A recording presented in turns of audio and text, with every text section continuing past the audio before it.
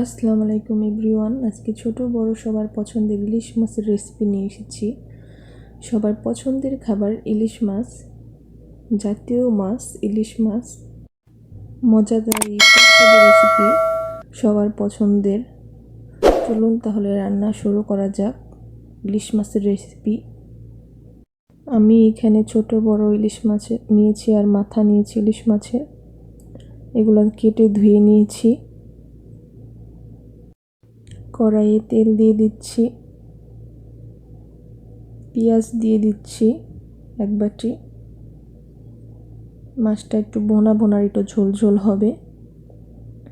আমি আজকে ইলিশ মাছ কাঁচা রান্না করব। দিয়ে দিচ্ছি লবণ 1 চামচ,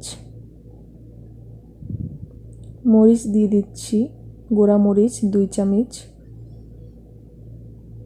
হলুদ দিয়ে দিচ্ছি 1 চামচ, ধনিয়ার গুঁড়ো দিয়ে দিচ্ছি 1 চামচ।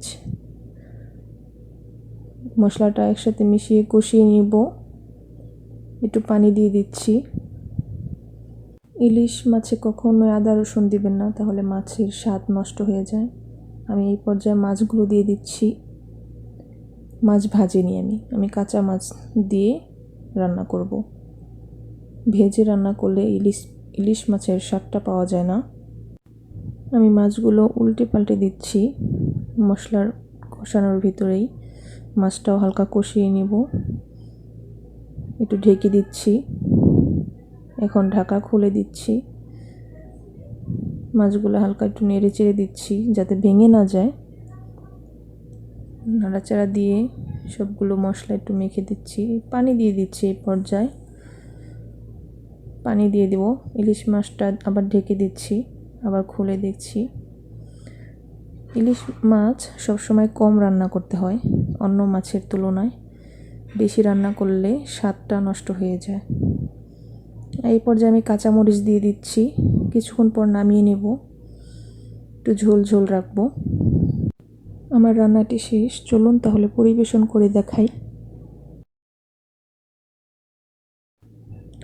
ফিরে এলাম রান্না শেষে। পরিবেশন করার পর আপনারা দেখতেই পাচ্ছেন রান্নাটা কতটা লোভনীয়, কতটা সুন্দর দেখতে হয়েছে। এইভাবে রান্না করলে আশা করি আপনাদের ভালো লাগবে। আমার রেসিপিটা ফলো করে সবাই এইভাবে রান্না করবেন। এইভাবে রান্না করলে অল্প সময়ে আপনি ইলিশ মাছ রান্না করতে পারবেন আমার রেসিপিটি ফলো করে। নতুন নতুন রান্নার ভিডিও পেতে মিতু রান্নার রেসিপি চ্যানেলটি সাবস্ক্রাইব করবেন, বেল বাটনটি বাজিয়ে দিবেন। আমার চ্যানেলের পাশেই থাকবেন। ধন্যবাদ। আল্লাহ হাফেজ।